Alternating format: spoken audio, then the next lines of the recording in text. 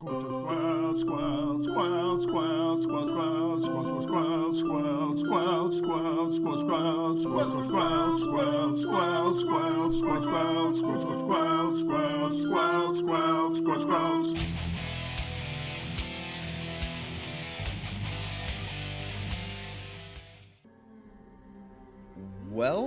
back to Squelch, the Video Game Book Club. I'm Dano. I'm Matt at Arms. I am Electric Sheep City. And I'm Storm Rage. And we're here to remind everyone that Dragon Age Origins... Nay. I did not update those show notes. That's on me. Dragon Age Numero Dos is a game. And games are supposed to be fun. Dragon Age Origins, that's buried in the backyard. Who's to say whether or not that's a game anymore? We don't know this week. But I do know Dragon Age 2 is a game this week. And it is fun, by the way. Can confirm. Yeah, I'm not gonna lie. I feel like straight up dashboard confessional vindicated after this week of you all playing Dragon Age 2.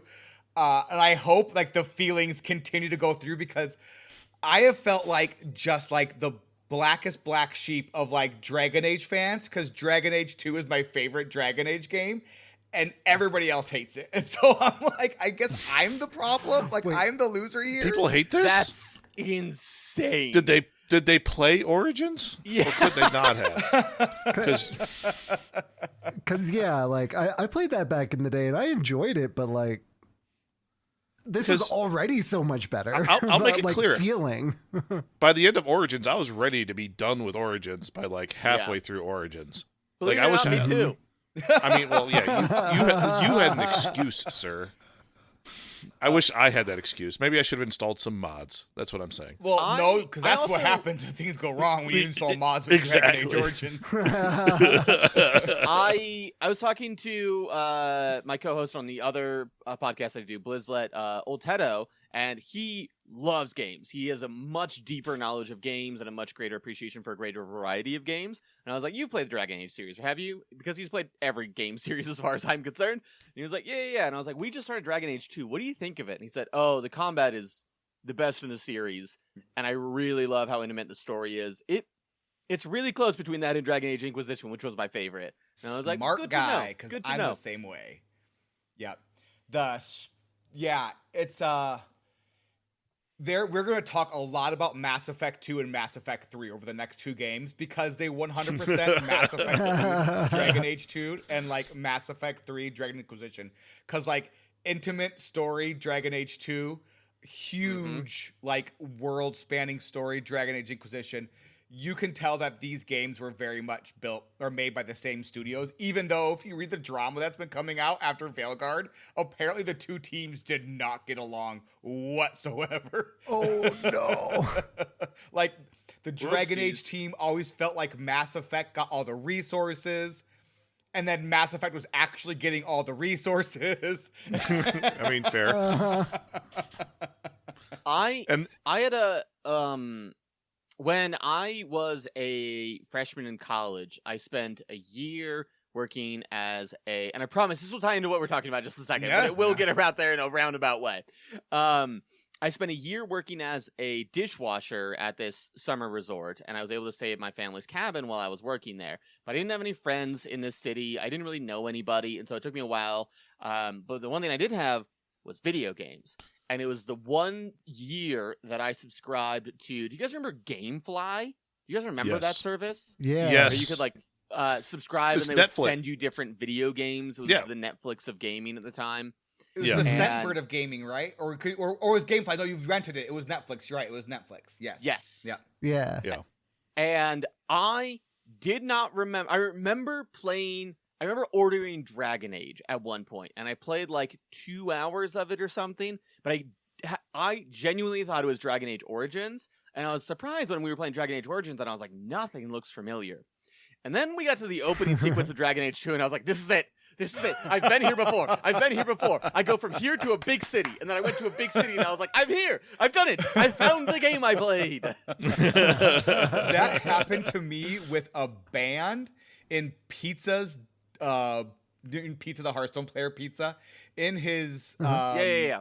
on his stream, there was this song that had been stuck in my head for like 8 years, and I could not remember the band name or the name of the song. But I knew the song, and then all of a sudden it popped up on his stream, and Pizza, bless his heart, like puts the song titles in like the bottom of his. So I was like, it's the song, and I was so excited. Like I gave him money, and he could not have cared less. He was like, "What? Who cares? What are you freaking out about?" I was like, "You know what? Never mind. I won't give you any more money then."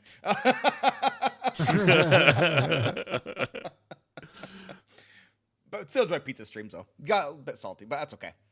Should we talk about Dragon Age 2, though, and what we're actually doing? Yeah. All right, cool. Sure. So this week, we are playing the Destruction of Lothering. Again? Oh, wait. Wait, we haven't done that yet, right? This is the first episode. I mean, we did it in the first game, but it was a different point of view. Yes, we are doing it from a different point of view. Yeah. Thank you. I was very concerned that I just forgot that we recorded this episode already and was like, we're actually on episode 2. I'm sorry I'm gaslighting you, Dan. Oh, no. What are we actually talking about now? A Friend in the Guard, The Way It Should Be, Birthright, Portrait of the Past, The Bone Pit, Get Back to Work, Loose Ends, and Magistrate's Orders. Next week, we are playing a business discussion, Bait and Switch, Tranquility, Fool's Rush In, Isabela's Contact, Speak to Anders, Nice Crime You Have Around Here, Long Way Home, Speak to Meryl, Herbalist Tasks, and the Unbidden Rescue. I know, that sounds like a lot, and you're like, how am I supposed to remember that? No big deal. So all of this is going to be in like the notes in the description of this episode of the podcast. So just go there, whatever it's called on whatever your podcast listener of choice is. It'll be in the notes there. We'll have all of this plus a link to the guide we're using. We're not using the guide necessarily as a guide, but just as a, like when to play what. So we are using the guide written by Greg Bossia. He's also known as No Zero. That's just what it says in the guide we got. Thank you very much for making that. Also, link to the podcast description. He's got two letters in his name because he's super cool. I know, the No Zero, and then the O is a 0 because he's cool. And the 3 is the E is a 3. The E is a 3. I only have one. And the number, N, so the O, the Z, and the R are all letters. 4 whole letters. Check it. Oh, this is amazing. We have letters and numbers. It's like Dragon Age 2. That's right. And 2 is a number. And Dragon Age is made up of letters. And it's the only numbered Dragon Age game. It is. I wish they were all numbered. I wish it were Dragon Age Origins 2, 3, and 4. That'd be easier. I'm sorry. I just wish. This might be one of the more fever pitch dream sequences we have had as a podcast, as everyone's like, what's a number? What's a letter? How are they? There are both of these things everywhere. How is that possible? Yeah, that's just how things work, guys. We're excited, Clearly, okay? you are not married to a Swiftie. That's all I gotta fair say. point. I am, point. and That's I all I have to gotta hear say. about numbers all the time. Uh-huh. Do you know that 13 is Taylor Swift's favorite number? Because I did. I'm very familiar. But yet you don't know what snow on the beach is. Well, that's made not me a upset. favorite number, is It'll it? be beautiful. Yeah, weird, but blank and beautiful. Yeah. Exactly. So the goal is, again, between 4 and 6 hours of gameplay a week. We're going to try to stick to that. We are playing as we go, and we're basically what I did was I take the word count from the guide and I like compare that to the how long to beat, and then like math that out, and then math the big bit out to equal parts to get to about 4 to 6 hours per week. It's as scientific as I can figure out. If someone has a better idea, let me know. And a lot of these are side quests too. That like I think you had it like bolded on like it's somewhere. I think it was in the Discord. It's bolded. So there are what is- Dano's organization made a lot of sense, but it was also the most difficult thing to figure out the first time. Right. Because Dano very clearly was like, this is this, this is this, this is this. And so it was main story quests are bold and italicized. Companion story quests are bold. Side quests are italicized, which does make sense, but in Discord, bold and italicized and just bold look very similar. Yeah. So I have a different thing set up now. I actually have an entire Google sheet with the first 5 weeks all done with bullet points of what is what. We are going to side quests. So there are 4 types of quests in the game. There are main quests, which you have to play to progress the story. There are secondary quests, which you complete basically as you move through the main quest lines. There are companion quests, which similar to secondary quests, you basically complete along with the main quest lines. And then there are side quests. Side quests, you just kind of complete accidentally, and they're flavor. So like a side quest that I played this week was a continuation of a storyline from my Dragon Age Origins playthrough, where I chose based on which king I chose for the Dwarven Emperor.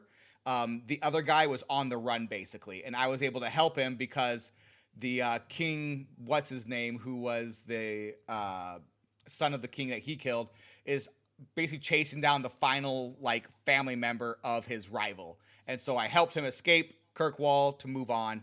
And that's kind of what side quests are. So you can ignore side quests all you want. Companion quests, you're going to want to finish. Main quests, you have to finish. Secondary quests, you usually kind of complete them as you go, and those will be included in the walkthrough. Side quests won't be included. We'll just kind of talk about them as if any of us play them. We'll talk about them as we get to them. Otherwise, just they're kind of flavor for your playthrough and our playthrough. So that's kind of how we will work through that. So, but the main quest, secondary quest, and companion quests for that week will all be listed in the Google Sheet and also in the show notes. So look for that. If that makes sense, does that make sense for everyone? Okay. And then I'll also you'll see everything we look at the Google Doc. So it should be clear. It should be pretty clear. I hope it's clear. Let's go thank some patrons. Thanks. I am pretty incredible. Thank.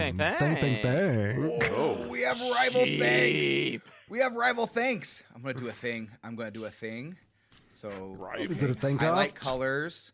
Okay. All right. Whoop. Nope, that didn't work. Hold on. Trying again. This is a I great like how podcast. you just have to no. Stormer just has to pronounce the A in thank. Okay, there we go. All right, we're doing this again. Let's go thank some patrons. Hold on. Here we go. Thanks. I am pretty incredible. Okay, here we go. All right. Thank. I hate it, Dano. Thank you so much. I'm sorry, color is law, and you cannot. It is what it is. So now we are wedded to this. This is impossible change. Whoa, it's been changed. Oh no! It's been. Oh geez! Oh gosh! Oh golly!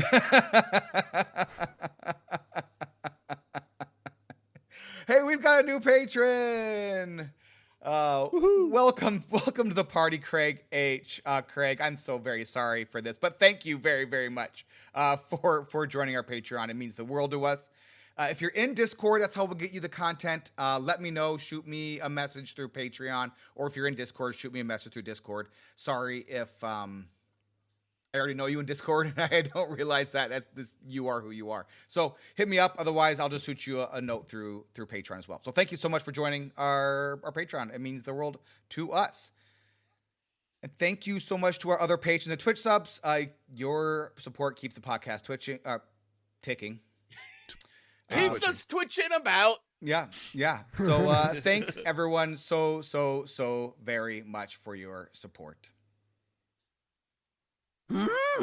This one's a real page turner. We have a new cast of characters that we're going to start diving into a little bit. We only have met a few of them so far, but we're going to go ahead and jump into them now and then talk about them in our recap here in a second. So we have Hawk. Hawk is our protagonist. Hawk is a human, and we can choose either human male or human female, and we can be a mage, a warrior, or a rogue. Sheep, what did you choose for your Hawk? My Hawk is a female mage. Okay. Mad at Arms. I am also a female mage. Oh no! Did none of us go with a male Hawk? No, because male protagonists are lame. Of course you gotta go with the female protagonist. It'd be like choosing like a male shepherd. Like, why would you do that? Right? Well, I did a female rogue hawk, so I wasn't a wizard. I'm playing a female warrior. I'm having so much fun with warrior, by the way. I have only played warriors in Inquisition. I played a warrior in Origins, and I was like, I'm going to play something different this time. In 2, I'm going to play a rogue. Started as a rogue, and I wasn't loving it. Rerolled back into a 2-handed warrior. It has been so much fun. Absolutely so much fun. Bethany Hawk is our sister. She is a mage, and she is the twin of Carver Hawk, our brother. He is a twin and a warrior. So we have a twin brother and a twin sister, Bethany Hawk and Carver Hawk. Then we have our dog. We have a dog again.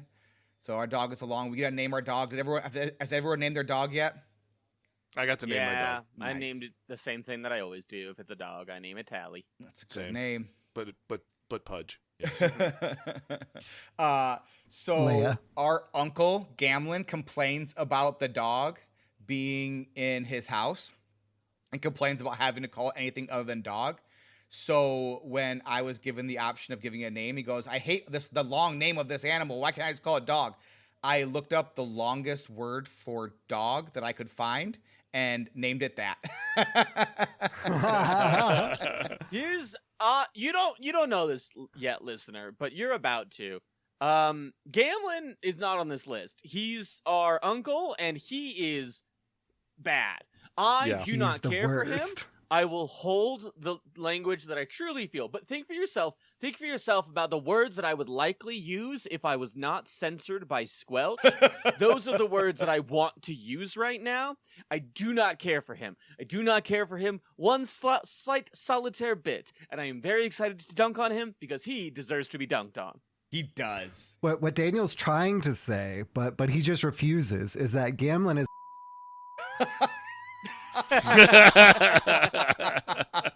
thank you.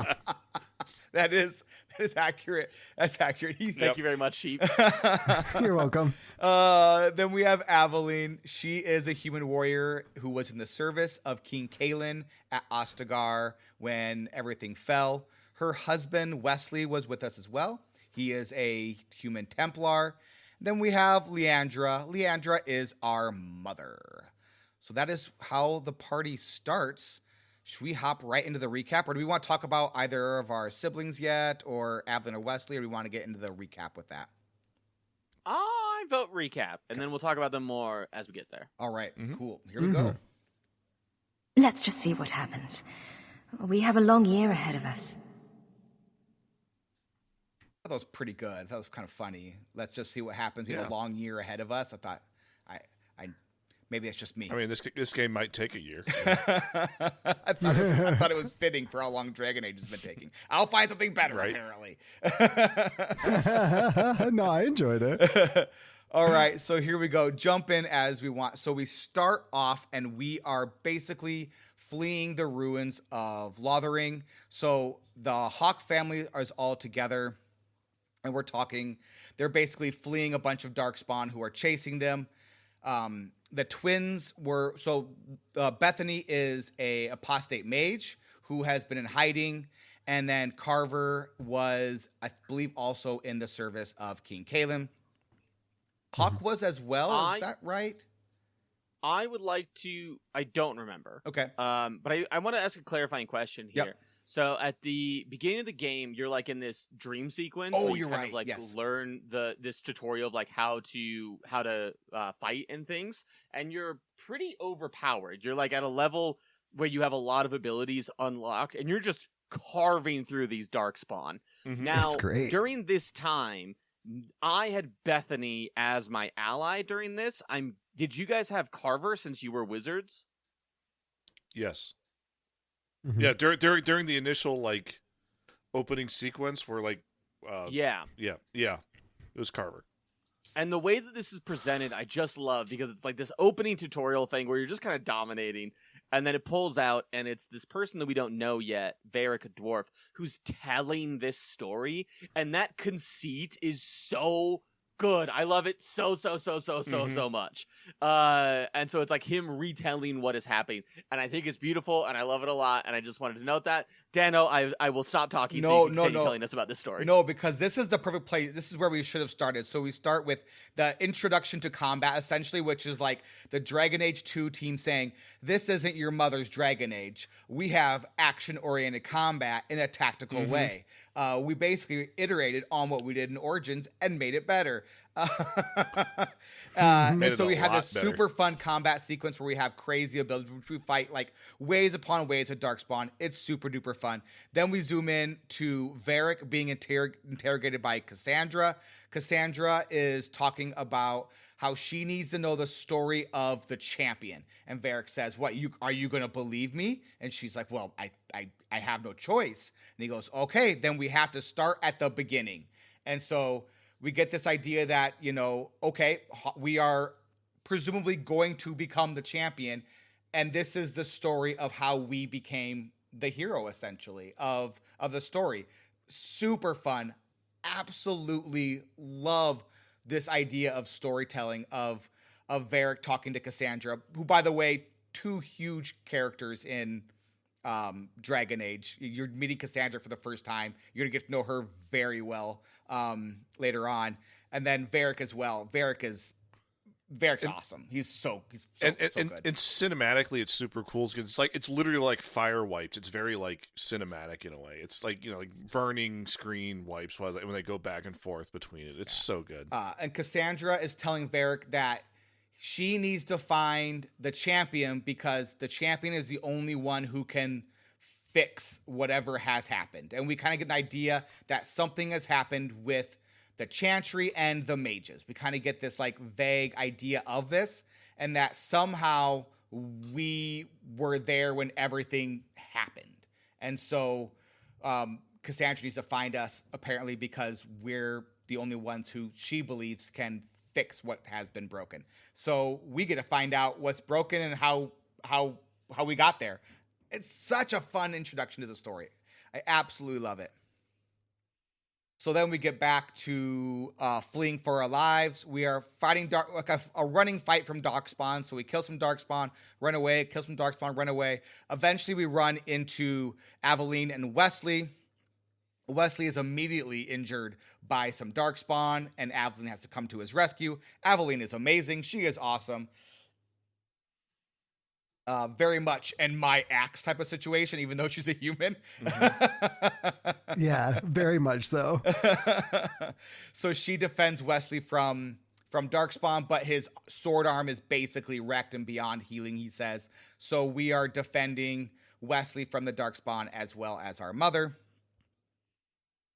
Eventually we end up back to where that dream sequence was, where not the dream sequence, but the kind of like the opening action cinematic. And it's the whole party there now. So we have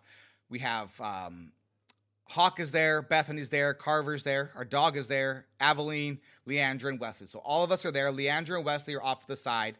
And then depending on whether you're playing a rogue, a mage, or a warrior, one of our siblings gets absolutely smoked by an ogre. Like, we go cinematic cutscene, and ogre runs up and like straight like the Rock like choke slams our sibling into the ground over and over. Nothing heroic about it. Boom, they're dead. We're moving on.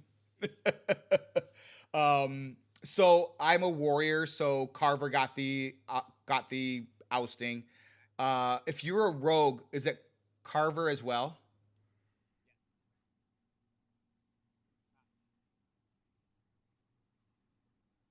Yes, it is. Sorry, I turned my microphone volume down because my dog was squeaking a toy in the background, and I didn't want that to be super annoying. And I got really distracted thinking about how good this game was, and I forgot to turn it back up.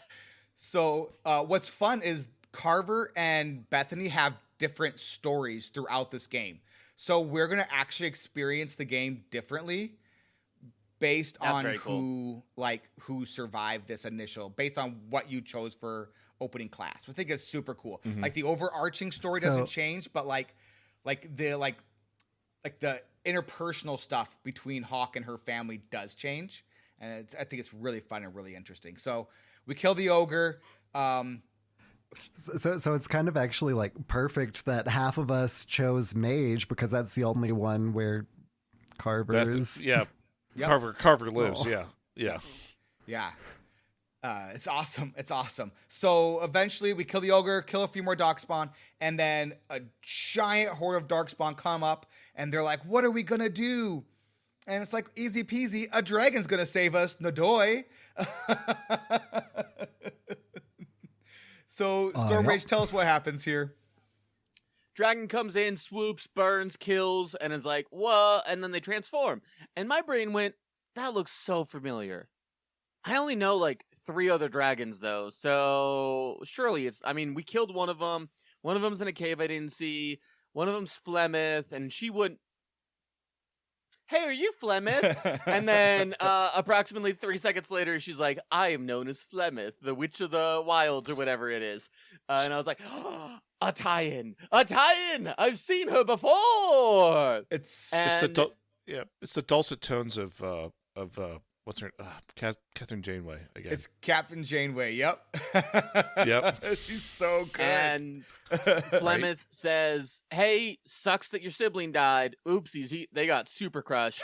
Hey, Aveline, your husband's gonna die because the only way you can survive that much Darkspawn blood is if you're a Grey Warden, and there's none of them left. For now, wink, right before she goes and saves the Grey Warden, and is like, hey, so maybe get out of here, and also, I have a package. If you could deliver this package, then we'll be square.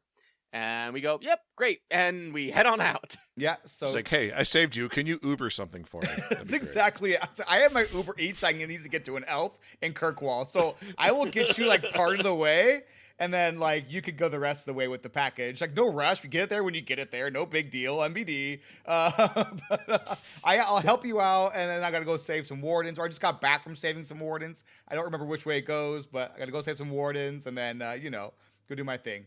It's She says there are none left as of now, but that will soon change. So it's like right before she goes to save the Grey Wardens. It's so good. It's so good. So then really we go good. to...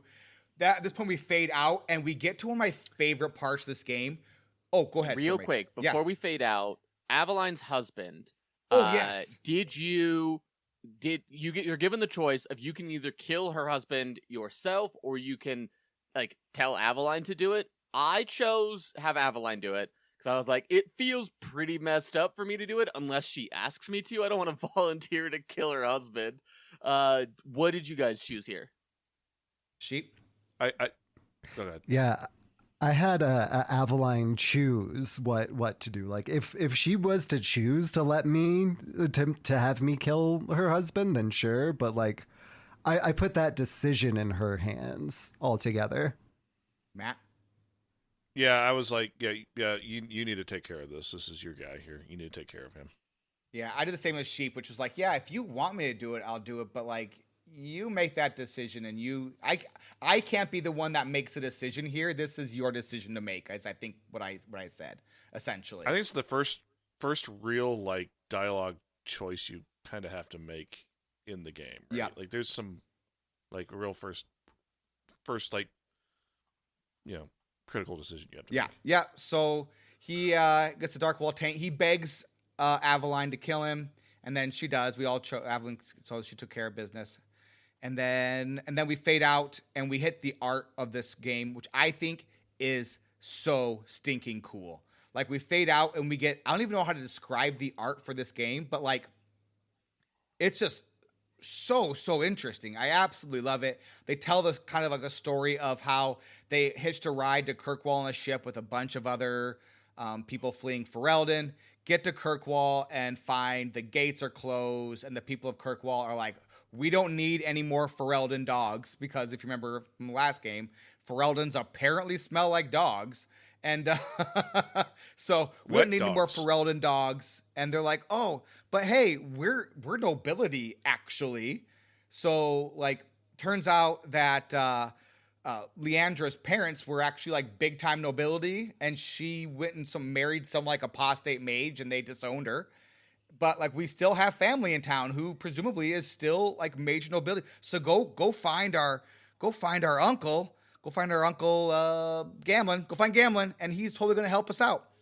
And the guard's like, Gamblin? I don't know any nobility named Gamblin. I know like a shifty huckster named Gamblin, and I can go get him if you want. Matt, what was the deal with Gamblin? So Gamblin, didn't he gamblin away the family fortune? Sure did. I'm proud of that one. Thank You you. should be. So he gambled Very away much our so. family fortune, gave the estate away to settle a debt. So now has a nice little hut in Lowtown that we're gonna love. He says, but No, he has like a closet in a bedroom. That's about it. yeah, it's Did you go into the room? It's bunk beds. It's bunk beds for like 5 people. Yeah, that's going to work out real well. no mattress, just a little bit of straw and some blankets. Not great. Not great. I mean, there's a whole another room just filled with stuff, though. Well, there is the magic treasure room, but Yeah. the magic treasure room that's twice as big as the rest of the hovel. But that's its own thing. Who wants to sleep in a magic treasure room? I mean, it's just it's so cluttered with all the treasure chests and magical wyverns that whisk us away to other times and lands. It's the DLC room. It's the DLC room. Like as most apartments have, small apartments have a DLC room. Yeah, mine's right over there. I could turn my you just have camera to if you pay want for to it. see it. Yeah. You just have to pay for it. This is the real problem. Or you wait 10 years after the game came out, and then you just buy the whatever edition it's called. when it's The on Ultimate Steam Edition, sale. right? Yeah. So Gamblin says he worked out a way for us to get into town, but we're going to have to work for a year. We either have to go work for some smugglers that he knows or go work for some mercenaries that he knows. And he totally dropped the information that, that either you are an apostate mage if you are playing a mage character, or that your sister is an apostate mage if you are not playing a mage, which seems like a little bit like mind your own business, Gamblin, but so we get to choose between smugglers or a mercenary group. Sheep, have you got to this point yet? Oh yeah. And I chose the smugglers, and yeah, it kind of makes sense that like he at least told one of them, but like maybe he should have gotten our like go ahead first, or at least like given us the heads up that they know at least, right? Like, come on, man. I mean, it's a city full of Templars. What could go wrong? Right? We should talk about that. So we are until yes, very good point. It's a big deal. Very good point. Sheep, talk to us about how this is a city literally run by the Templars. Yeah, so this city, there are Templars everywhere, and you go up to them and they're like, hey, they're there and being all Templary and stuff. Now, Yeah. In case somebody is like a little maybe forgetful about Dragon Age 1 because they weren't able to play all Dragon Age 1. Right. Templars, what are their thoughts on mages? Are they pro mages? Are they anti mages? They are pro assassinating mages. They are very anti-mage. Yeah, they hate them. Okay. They hate them. So the fact that Matt and I are mages, and you and Dano have mages in your party or family, not really something that would fly well with them. Oh, my favorite like thing is the fact that you just get into a fight in front of all these Templars, right? And you're just using all your magic abilities, and they say nothing. With a little bit of, Oh yeah, that's cool though. you have to suspend a little bit of disbelief in order to play the game. Yeah. Right. For sure. I mean, you are carrying a mage's staff on your back, so it's like I mean, it's just a bow staff. You could be like, Donatello. you're just right? Donatello. Yeah, what are we talking about? I choose a wooden stick over a regular weapon. It's a long wooden stick, sir. Fair play. So Sheep, you chose smugglers. Matt, who did you choose? First time I did this, I did mercenaries, and then I restarted the game, and then I did smugglers, and I just like smugglers because it felt better just to shake down a merchant instead of kill a bunch of dudes. Yeah, it is a bit different. How about you, Storm Rage?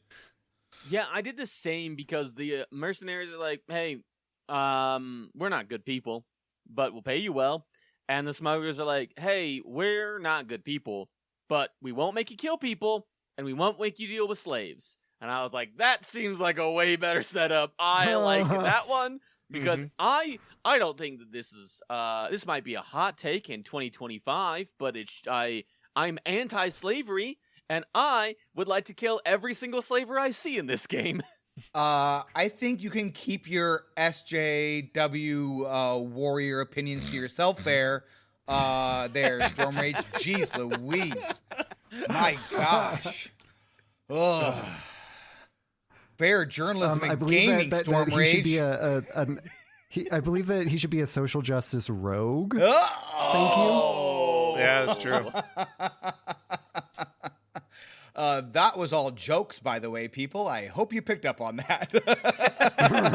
We here at Squelch do not condone slavery in any form. What a bold take for us to take. Anti-slavery. Maybe it's 2025.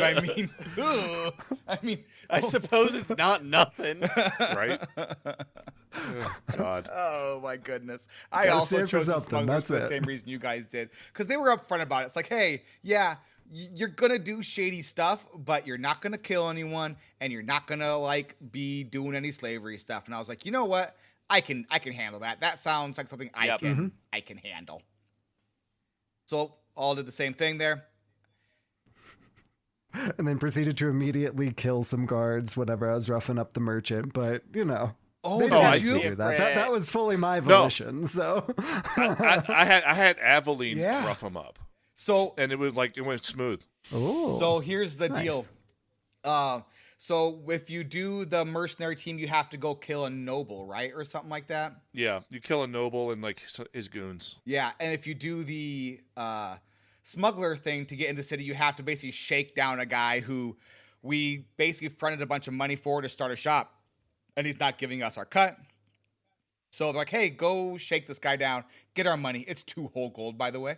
Yeah. That part did make me laugh. I was like, oh, that's it. I have a lot more than that. I mean, I'll talk about this later when you get a partial ownership of a gold mine, you get all of 3 gold. Yeah, well, you have to work it. It's not open. It's not running yet.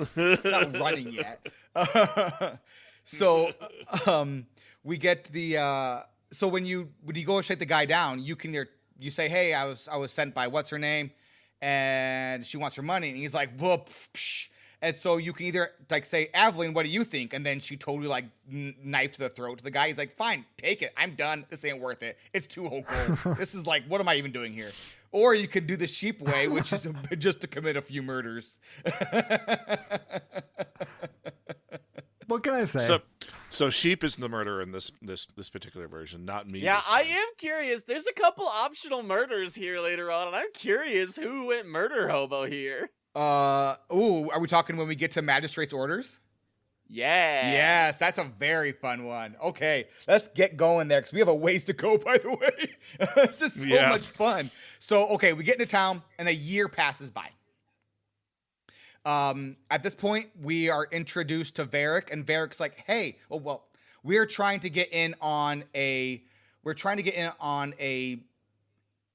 what's the word I'm looking for? Expedition. Thank you. Expedition into the Deep Roads. So the Blight is over, but the Darkspawn haven't returned to the Deep Roads yet. So now is that sweet spot to get into the Deep Roads and find some fat dwarven loot. So we've heard about an expedition going in the Deep Roads. We want in on it. And the dwarf is like, no. Like every Ferelden dog in town wants in on this.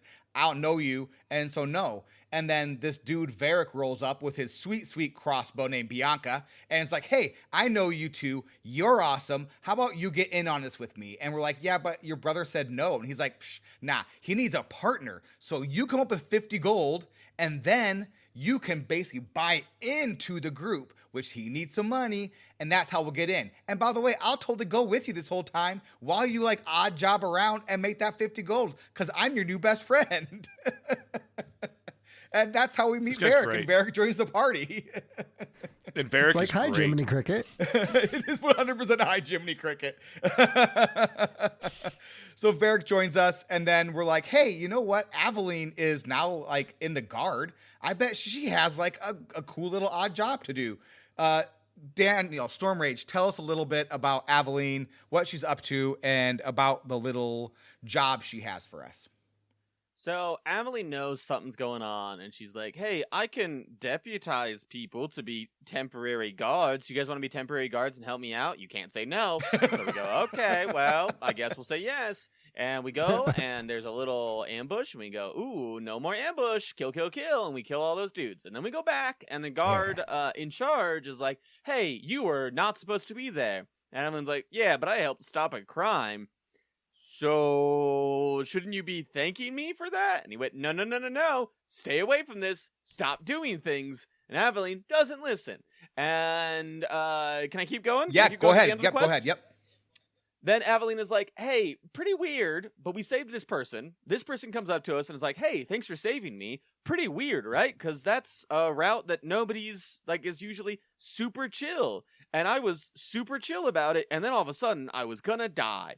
And we were like, hey, what were you doing? She was like, oh, I was just moving this strange box I've never seen before. What could possibly be the correlation here? I don't know. This box Aveline jingles goes, a lot. Like, it has a lot of coins in it. And it's Yeah, it heavier jingles, this time than and it normally is. Yes, it's really heavy. And Alan goes, who's got the box now? And we go figure it out, and we go, let's go check out and make sure their route is safe. So we go. Turns out, weirdly, route's not safe. We kill, and turns out that the guard in charge was in on it and was attempting to kind of like smuggle this stuff to a different group in order to do bad people things. Who's to say? But we saved some people, and as a result, the people in charge are like, hey, Aveline, you stopped this corruption. How about you leave the guards now? It'll take a few months, so you can still finish Dragon Age 2. Don't worry. But then after that, you're going to be captain of the guard. I'm not going to finish Dragon Age 2 before she's captain of the guard. We have 3 whole acts here. So we're just, and I think she's captain by Act 2, actually. Oh, that actually surprises me a little bit. I was really ready for her to be captain in like the end of Act 3. Time moves in this game. The time skips continue throughout the game. So like as you move through the acts, like Hawk and like Hawk's friends also continue to kind of grow in wealth and grow in like their like who they are within the city. So Kind of status. Yeah, status. Thank you. That's Words awesome. are hard. I've been up since 4 a.m, so that's a thing. Yeah. Because I had to take Sarah and Dean to the airport. But yeah, so the Captain Jevin gets mad. He gets kicked out, and then they're like, "Hey, Aveline, I think you should be new guard. Not yet, obviously. We have to train and do paperwork and stuff, but maybe someday it'll be great. So now you're the guard. Yay, cloud." So then we head home to Gamlen's house. We already talked about this a little bit. Matt, do you want to talk about Gamlen's house a wee bit? Yeah. So we go in there. So we do travel to Gamlen's house, and this whole thing starts because we talk to Gamlen in the house, and he's like, and we're asking about the grandfather's will, our mother's father's will. He's like, it's not important. Nothing there that matters. Like, it's actually still in the house. Why would you worry about it? Over there, don't worry about it. Don't worry about it. Yeah, it's like, don't worry about it. There's nothing that it doesn't matter. And by the way, the house might be taken over by slavers. It's totally whatever. sold It's it no to slavers. No big deal. big deal. Yeah, it's It'll just not be awkward if you like show up. So like, Yeah, just it's don't worry about it. It's fine. Don't worry about it. And so we break into the house. We kill a bunch of slavers. We find like basically a trap room where like the head slaver like has a trap room, and we kill him in the trap room. And then we go and find the will. And then we confront him about it. And it's like, well, all this entire house is ours. So we can go through the magistrate and whoever else, whatever legal proceedings we have to get the house back because you sold it when you didn't actually own it. Yeah. So turns out that our mom, Leandra's parents, did forgive her in the end. Leandra That's the apparently important part. sent like letters to her parents after her children were born and never heard back, so she didn't know. They forgave her before they died and left everything to her and not their loser son Gamlen. And the loser son Gamlen's like, well, Leandra ain't here, so I'm just gonna pretend like it didn't say that, and then I'm gonna screw everything up, and then I'm gonna sell the house to slavers, and that'll be cool. So Leandra's like, I'm pretty sure I can go talk to like the dude in charge of Kirkwall and be like, hey, this is my house. But that takes time. There's also a little, there's also a side quest that I should completely miss because I don't have Bethany, so I'm not sure it actually was available for me. Right. Where you there is a portrait, and then if you picked it up, great. If not, too late. It's gone. It's gone forever. So isn't it? The portrait's gone. Yep, it sure was for me. Yeah. Oh so no! You find a portrait, and then you return to Bethany, and then there's this cool. You might find a portrait. You might find a portrait. If you played this section for 5.5 hours instead of 3.5 hours, you might have found that portrait.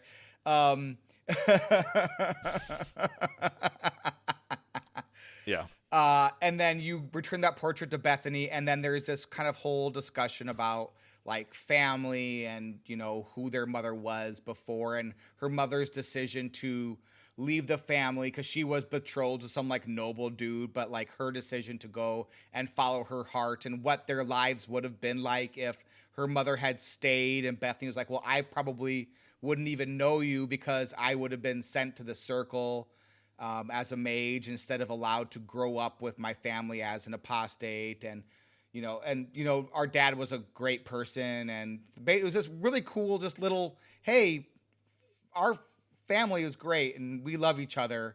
And it's not always perfect, but, you know, we understand the decisions our mother made and she's pretty okay, fine as well. It was fun. It was just like, and that's kind of how a lot of these side quests go. Is like there's just these little, you pick up a thing, you return a thing, and then you just get to have cool moments with your companions or NPCs or whatever. It's really great. So next quest up is the Bone Pit. So we go and we talk to a guy, and he's like, hey, I got a problem. I own a mine. It's called the Bone Pit. Don't worry about that.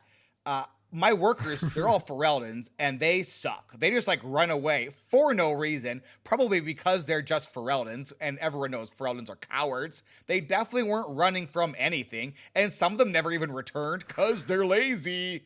And he's like, how about you go and fix this for me? And we're like, sure, we need money. So, Daniel, tell us about the Bone Pit. We go kill some dragons, and then we meet a dude, and he's like, there's a big dragon in there. And we're like, okay, I guess we'll kill that one. And he's like, but don't kill that one. It's too big. And he's like, I just went to my house, and I have a lot of DLC equipment. I'm fine. So then you go kill the big dragon, and then you come out, and you can talk to the dude. And the dude, he's like, ooh, I guess there was a reason for them to run away, but you cleared it out. Good job. Hey, as a reward, how about you be part owner of the mine? And you can be like, what? Why? And he's like, I got a good feeling about you. But also, you do need to make sure everybody goes back to work. Otherwise, now we aren't going to make any money. So when you went and sent them back to work, did any of you decide to give them more money? No. I promised them protection. That's what I got. That's what I did. I intend to. I gave them, so you can say, hey, if you go back to work, I'll double your pay. And so I was like, hey, if you go back to work, I'll double your pay. And then you go back, and if you do like the middle one, that's kind of like a joke, he'll be like, yeah, that's your money too, by the way. Next time, just stick to the protection. Take the business stuff I'll take care of. And then he walks away. It's so good. I highly encourage choosing the money option cheap when you get there. I did like this. Like, well, it's like, you know, I could make you part owner, but, you know, I could also give you some money, but also that would take away from the safety equipment I was going to buy. Like, Is that what he said? Sure. Yeah. So a couple things about both the Friend in the Guard quest and the Bone Pit quest. So you go to these different like areas around. So the way that this game generally works is we're in Kirkwall, the city of Kirkwall. There is day Kirkwall, night Kirkwall, and then there are the outskirts of Kirkwall. And then there are different locations in the outskirts, and then a day and night version of all those as well. So the way that crafting works in this game is you have to find the resource, but it's not it's basically infinite. Once you find it, that is a resource that can be go back and collect it over and over and over again, but you don't ever have to collect it again. So once you find the elf, quote unquote, elf fruit, that elf fruit, let's say on the elf fruit at the bone pit is always found. So you don't have to find that one again. That's just kind of added to your pool of 11 elf fruit that are available in the game. Same with like the mushroom stuff. And so all these little crafting materials that you need, you only have to find them once, and you find them by kind of going off of the side paths of these little missions, essentially. And you Want to ask how many of those things I've found? I bet you found none of them. I bet it's 0. The thing is, you will be returning to all of these locations, and you can find them. So one thing about this game is like, Cool. you go to the bone pit, and then you will return to the bone pit, and then more and more of the bone pit opens up. Same with like the mountaintop. So you return to the mountaintop, and then more different areas of it, or when you go inside the caves, different areas of the caves open up. So you're constantly returning to these different locations. Or like you're in Kirkwall, like the streets of Kirkwall in day are different than streets of Kirkwall at night, and the different NPCs and the bad guys that are around are different as well. So that's kind of how that works. And so there's these little things to pick up, and that's how you will have different crafting materials that you find throughout the game and how you can do crafting. So just a little. It does a really good job of like putting little icons over each of the areas, saying, "Hey, this quest is here. Thank you." Yeah. Game. Yep. I've been a big fan of that. Or like you go to the night mode. You have an active quest for this part in nighttime. So it's so much better. It's so great. It's so much really, better. really nice. And then again, like you will kind of run into side quests, and they can be completely ignored because they're side quests and there's nothing story related about them at all. Or if you do, or nothing like nothing main story. But then if you kind of run into a side quest, you can usually knock it out. It's just usually kill a few things or return a thing to a guy, and you do the thing, and then you get some fun story stuff, or you get a little bit of gold or that kind of stuff. Usually side quests are worth doing, and they're really short. So. Nice. Next, we have loose ends. So, remind me what loose ends is. Storm Rage. Do you remember what? Or Matt? I remember this one. This one, you go back to your old boss from that you had it for a year ago. And so, like, since I was a smuggler, we went back to the docks and said, "Hey, there's this shipment that kind of went south. I want to get a check on it." And then you go to the docks, and then there's this kid running the shipment who's got ambushed by a bunch of cartel or Coterie. Coterie. Coterie, yeah. Yep. The cartel thugs. Yeah. You kill the thugs. You killed a bunch of thugs, and he's like, there's a little Ferelden kid, and he's like, "Gee, mister," or "Gee, miss, thank you." And then it's like, and then you basically say, "Hey, you can get lost. Take the loot with you. I'll just say you got murdered, and you can go find something. And the stuff was stolen. You can go live your life away from the smugglers." That's what I did. Yep. You can turn them in, which I'm not sure why you do that, but you could do that if you're one of those people. Yeah, so it's just a quick little side. I'm not sure what the Merc one was, because I think none of us picked the Mercs, right? No, I didn't either. Mm-mm. Nope. Yeah. But it is the Coterie, so there are different like thieves guilds. The Coterie is the thieves guild, and then the Carta are like the dwarven. Oh, the Carta. Yeah, so Carta are the dwarves.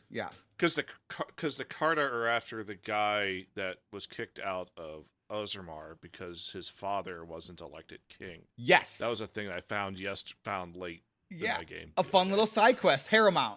The last Harrowmount. I found that one as well. And then we go and you kill a couple rounds of Carta thugs, and he's like, "Hey, thanks. Yep. If you need anything, I'll be off somewhere." And then you never see him again. But you helped. Yeah. You did a good thing that we apparently chose poorly again. I thought I chose correctly this time. Boy, my brother sucks.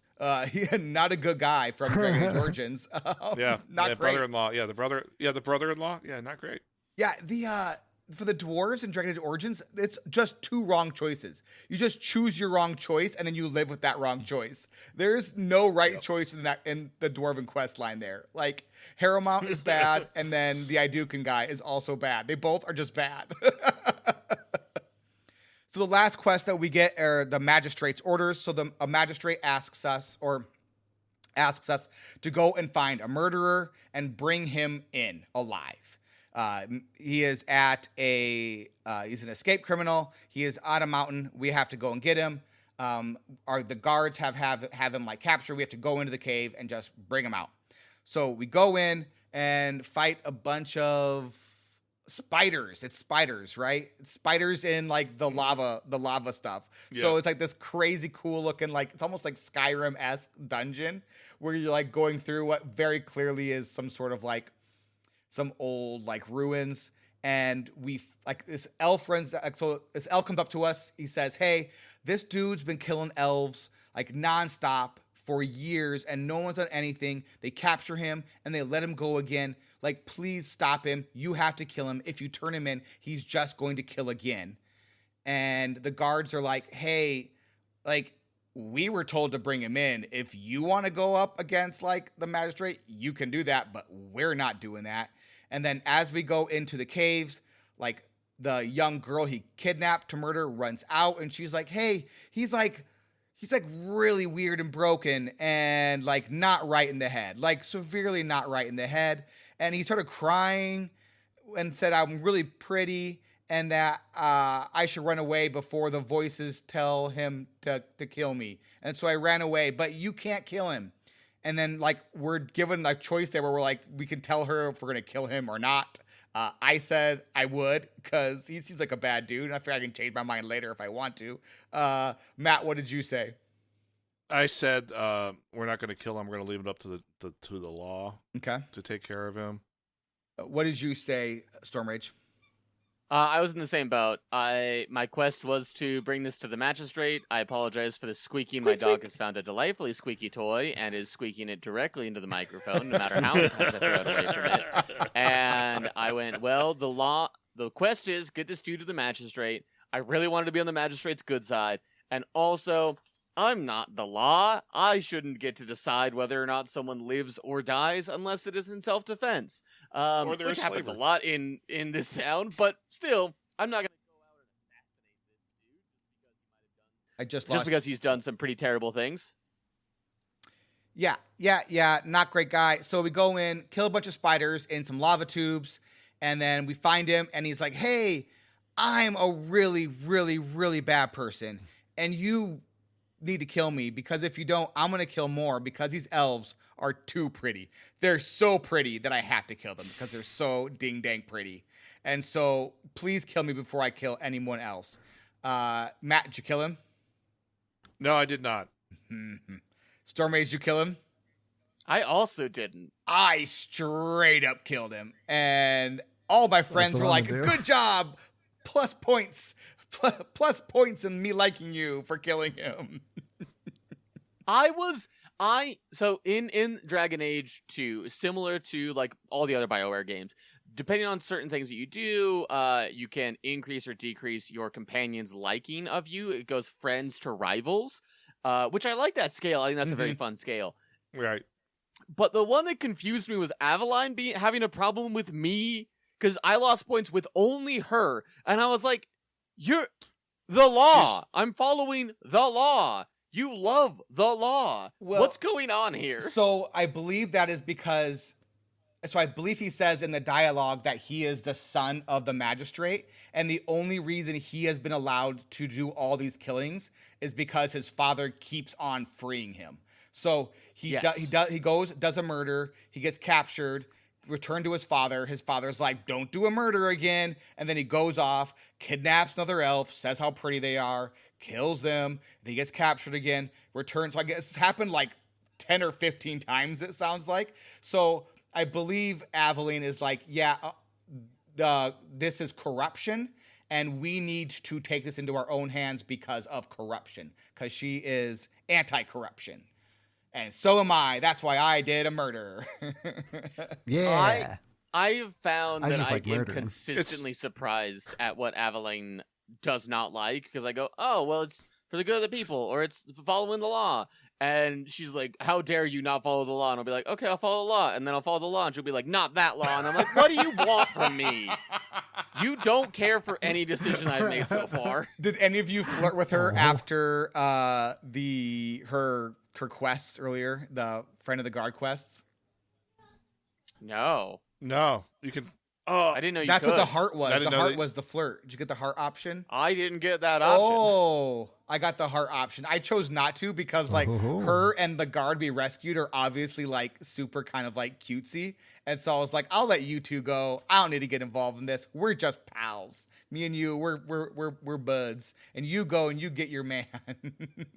Your new man after you get over your old man, which she's done a good job of getting over. She's like, he's gone.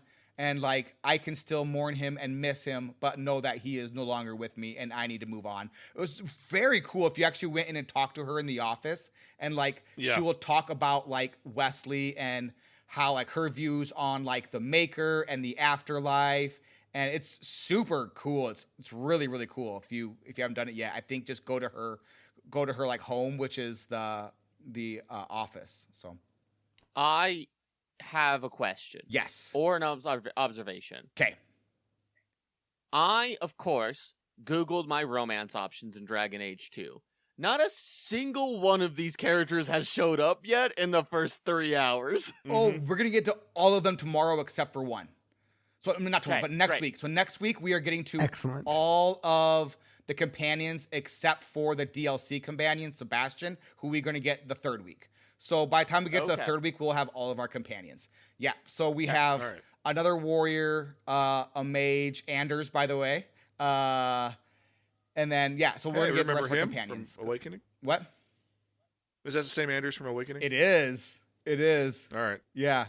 So yeah, we got all of our companions next week. That's what we're gonna do next week is run around town and meet all of our best pals for life. So yeah, all right, cool. That's what we did this week. Let's move on to the Naga sandwich. Taste my grilled cheese.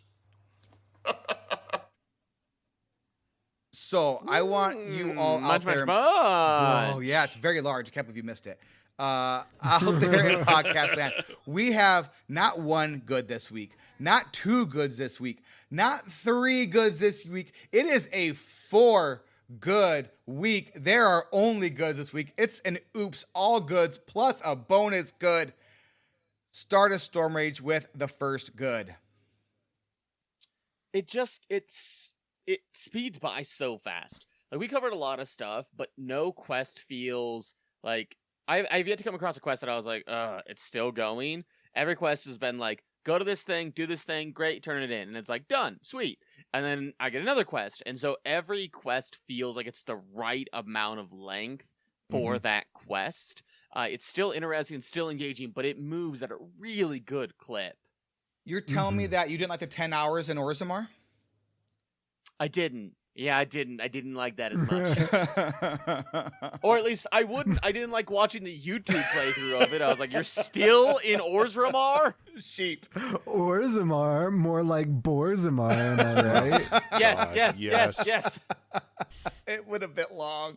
The deep roads, really. We didn't need to go that deep into the deep roads. I think like someone needed to really snip, cut. I've got the second good, and this one I love so much because 2025 and still games get this wrong. The dialogue wheel is so clear, and the romance options are so clear.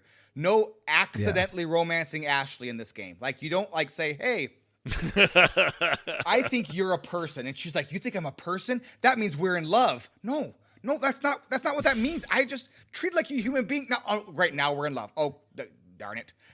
That doesn't happen in this game because if you want to choose the flirt option, there is a big ol' heart. So you know that is the romance option. And thank you so much. That makes it so clear. And then the rest of the dialogue wheels are also super clear, super awesome. You have you have 2 goods, 2 mediums, and then like 2 aggressives. So you have diplomatic and helpful. Then you have humorous and charming, and then aggressive and direct. And they each have their own little icon. And it's super clear.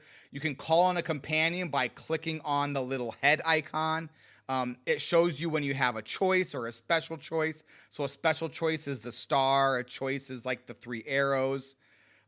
Everything is just super clear. I love how the dialogue wheel, like, it is crystal clear and like so many games get this wrong, where it's like, oh, here, choose between these 4 options of 5 words, and you need to assume what the next 3 minutes of dialogue is going to be on this, like these 4 words, and they're going to be super ambiguous. And so if you get it wrong, then you just made an enemy, and it's like not helpful. So I love the dialogue wheel. And the first words out of the character's mouth are like polarizing. You know exactly what it's going to be. Yeah. Yeah. It's like you choose the option of, I like pancakes. And it's like, I love pancakes and you like waffles, therefore you must die. It's like, what? No, I just wanted to say I like pancakes. Oh, now that child is dead. What? I saved half an hour ago.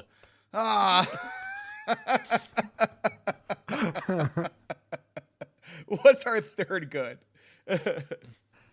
Yeah, our third good is Bethany / Carver. Unfortunately, I haven't gotten the chance to get to know Bethany better in my playthrough. But having our siblings with us and actually like a built-in like BFF who like there's a good reason, and then like poor Bethany and mine, like, oh my gosh, like that story is just, I'm loving that and can't wait to see what comes next. And yeah, just the fact that they're different is like the 2 stories are different and they built it in that way is super cool. Like it seems like they put a lot of thought into that. I thought that's great.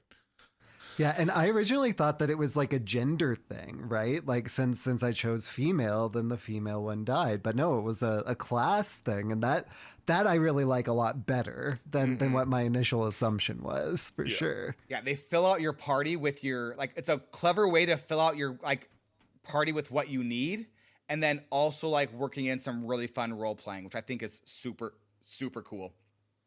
Yeah, because Carver doesn't really like you that much. No. Especially after his twin dies. Whereas Bethany, on the other hand, like Bethany is like the best friend you like have always wanted and had. And so she's like your sisters for life. It's super cool. And what I love about their mother is like, she is just like, she acts as if one of her children died. Like she just doesn't let it go. And every time you talk to her, it's kind of what she talks about. And it's like that makes sense. And it also doesn't let you forget that it happened, and that you can like, because a lot of times in video games, like the sad thing will happen and then you move on and then you have to do your thing. But like in both the early game deaths so far, you have like immediately within the next 5 hours of the game, you have characters talking about them and talking about their grief and how they are moving past it or growing or dwelling on it and not getting by, which I think is really clever and really fun and really, really important. What is our best good, Matt? Best good's the first thing they present to you as soon as you get out the gate, and that's just the combat. The combat just is so much fun. It's so smooth. It is so good. Like, and it's tactical, and it's action, and it is incredibly well done. The animations and the speed of it are incredible. Like, you feel like you're doing just like when I'm dropping a big fireball on a big group of enemies, it just feels like it just dropping this haymaker. It is so good. Doing a quick mind blast when they come by you, so all your enemies stagger. It just works, and it's great, and it's really dynamic and really cool. Yeah. So agree. He asks each traveler 5 questions. 3 questions. 3 questions. 3, that's a magic number. I will ask myself 3 questions. Storm Rage, are you still in charge of 3 questions? No, I don't think so. Okay. I'm good. All right. Matt, what are you liking about the game so far? We said it already, but the game just feels so much better and smoother. It drops, and like I said, dropping you right in the story, like from the beginning with a flashback, just is great. I love it. I love it so much. One of my favorite, just a great way to open the game. Storm Rage. Storm Rage.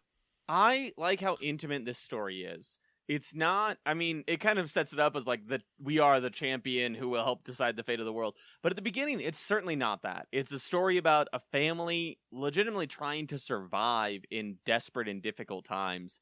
And I love that. And it just feels much more about like a a desperation and a family affair rather than like historic hero saves the entire galaxy from doom, which we've had a lot of. And I'm gonna be honest, I was really hoping that would not be the case for this particular one, at least not all the way through. And I'm very pleasantly surprised at the feel of the story itself. Sheep, how about yourself?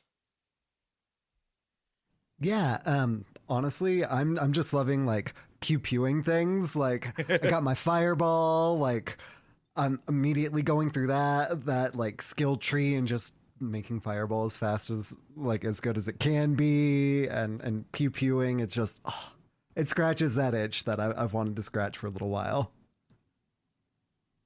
So Dano, what are you liking so far? I love the intro into Kirkwall. Like hey, Kirkwall was a terrible, terrible place. The Tevinter Imperium was here, and it was super awful. And they basically brought in a whole bunch of slaves to build, the entire Free Marches area. And this entire city was built to put the ever-living fear of the Tevinter Imperium into those slaves so they would not revolt. Mm-hmm. So they know exactly what's coming from them. And it's just super cool, super interesting. The art is really great. Love the intro to the game. There's statues of slaves getting beaten like all over the place. It's wild. Yeah, it's crazy. It's absolutely crazy. It's super dark. Love it a lot. Matt, what are you struggling with? So I bought this Razor Tartarus like in the middle of Dragon Age Origins because it seemed like a good idea at the time. I've been trying to make it work with this game. It doesn't. I can't make. I can make it work for you. Make heads. Oh, you do. You have it like a setup. I do. I'll have to get with you. Mm-hmm. Sweet. Mm-hmm. Because that's what I'm really struggling with. Is like I have this peripheral I've spent like $60 on, and I want to use it. Mm-hmm. Mm-hmm. Yeah. So. Oh, I got it for you. I got one. I got a good setup for you. Daniel, what are you struggling with? It's pretty easy. Dragon Age Origins, I died immediately. Like the first fight, I died several times. I was like, what's happening? Let me figure this out. And I had to drop the difficulty down. I'm on normal, and like even before all the DLC stuff, I never got close to dying. And so I think I need to upgrade the difficulty just because it's been too easy, which is something that I really rarely say about games, but this one might be a little too easy on that normal difficulty. Especially with the DLC stuff, right? Now that you have the DLC stuff. What, Matt? Now that you have the DLC stuff, it might be time to bump it up, right? Yeah, all this stuff's really good. Sheep, how about yourself? What are you struggling with? Yeah, I'm gonna either call this time management or people being sick and things being thrown off, but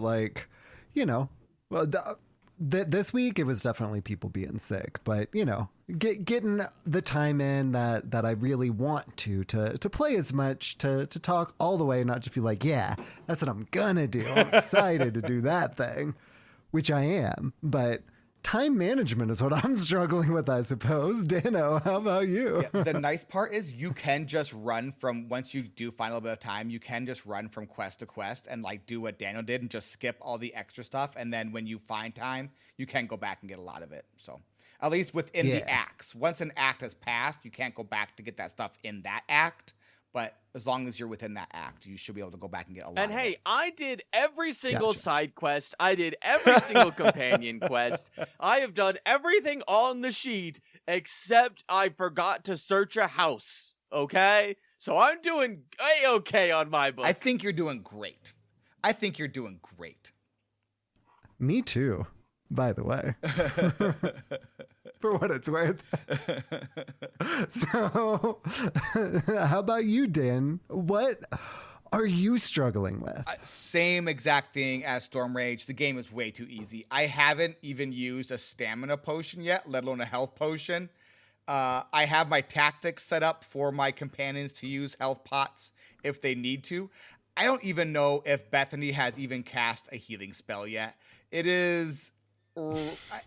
the difficulty level needs to get bumped because it is super duper easy. And I must have bumped the difficulty super early in the game because I don't remember it being this easy last time. So the difficulty level does bump after you bump it up. So, but yeah, I'm on normal as well. And I'm like, nope, this is way too simple. I need a little challenge. All right, Matt, what surprised you about the game? I replayed the intro 4 times. Ah. I really enjoyed the intro a lot. Like, and I tried once with each class, and then I went back to mage because, well, I was going to go through it with mage, and then all of a sudden, like, I stopped playing for like a week, and then I was like completely forgot where I was and what I was doing and where I was on the actual schedule. So I just started over, and it was great. And honestly, like replaying that intro 4 times, I really enjoyed the intro. The intro is like probably one of the best parts of the game so far, which is wild. So, like, it just drops you right in. It's fantastic.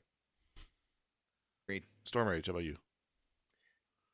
Genuinely surprised and shocked at how much just speeding up the combat.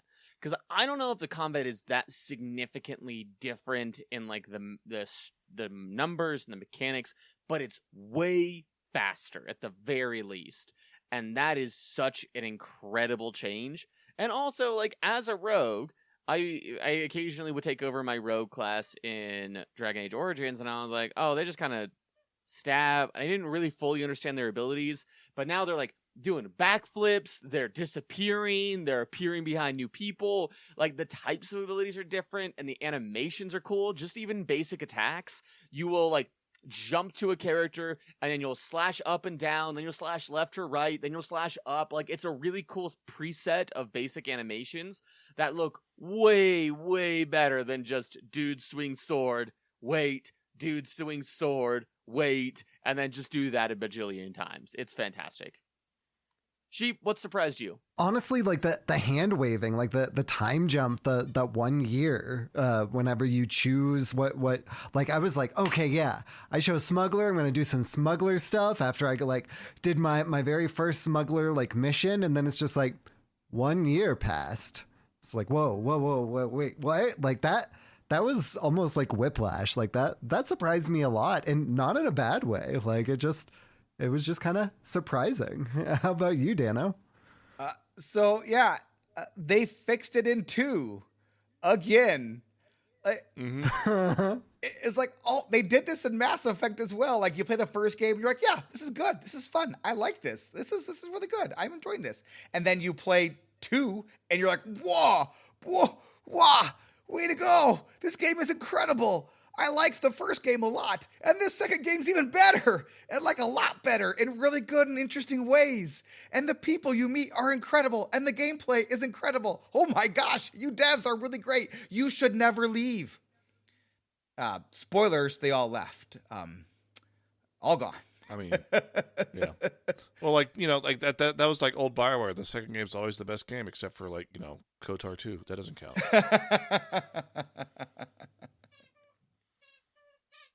You want to buy some death sticks? You don't want to sell me death sticks. I don't want to sell you death sticks. You want to go home and rethink your life. I want to go home and rethink my life. Storm Rage, sell the game to a friend. They really do just keep fixing it in 2, don't they? Mm-hmm.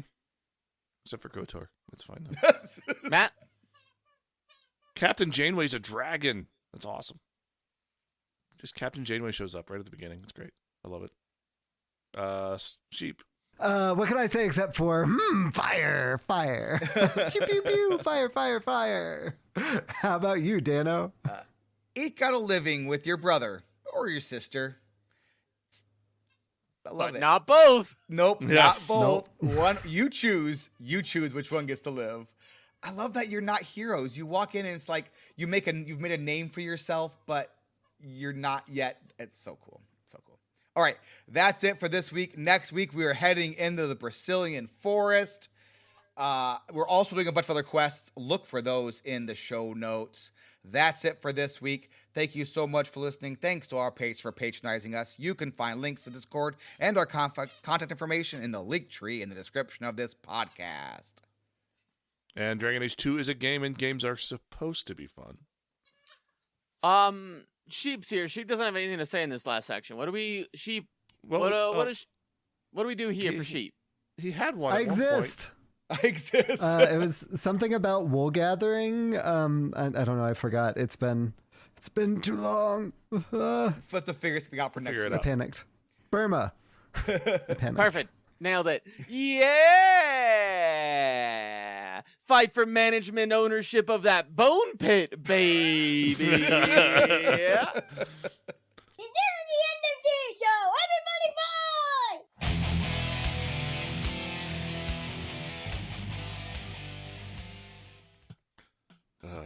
So the bone pit for the name of a mine. Incredible. Yeah. Like literally, like, you know, like, is it a barbecue joint? Is it like, you know? Did you read the codex for it? No, I haven't. Oh, the codex I for it is should. amazing. So the bone pit is called the bone pit because when the Tevinter Imperium was in charge, the veil was already thin there, and so one of the Imperium mages wanted to like get, I can't remember the specifics. It was about some sort of power or something like that. I have it pulled up. Can I read it Yes, during you our can. outro? Yes, you can. Yep. Codex. Sire, I interviewed the surviving slave this morning. She was horror-struck, but managed to tell me her chilling story. The overseer lined 17 slaves up, one behind the other, at the lip of the quarry. The second slave in line was ordered to push the man in front over the edge. The third slave pushed the second, the fourth the third, and so on it went. Workers in the quarry heard the screams, the crack of bone against the rock, and then the survivors' anguished cries as the overseer's dragonlings feasted on the 16 helpless bodies splayed upon the quarry's basin. The woman who told me this story was the 17th in line, spared only because no one stood behind her. Sir, I recommend we stop this ugly practice, effective as it may be in motivating workers. It's also bringing our mine notoriety as a death trap. Stories of the bone pit swirl throughout Kirkwall. The veil is thin enough here, and above that pit it is practically ready to sunder. We risk more than simple rebellion should the overseer be allowed to continue. Prefix Centaurus. The output of the Mahirian quarry is up almost a third this season, and the overseer has received a commendation from the Archon himself. You will speak of your findings to no one. That's amazing. That's why it's called the bone pit. Okay, I got to start reading the codex because the codexes in this game are. They're a lot better in this one than they were in Origins. Some of them you just still skim through, but some of them are gems like that one. Do we still want to go over to After Dark and talk about sleep, or do we all need to go and do stuff? We could talk about sleep, or we could talk about wrestling. Yeah, because I need to go put that lamb to sleep now because it's about 7 minutes till my out. All right. So, yeah. Well, that's it for Things this changed. week. Thank you, everyone, for joining us, and we'll talk at you again next week. Bye-bye! Goodbye. Bye-bye.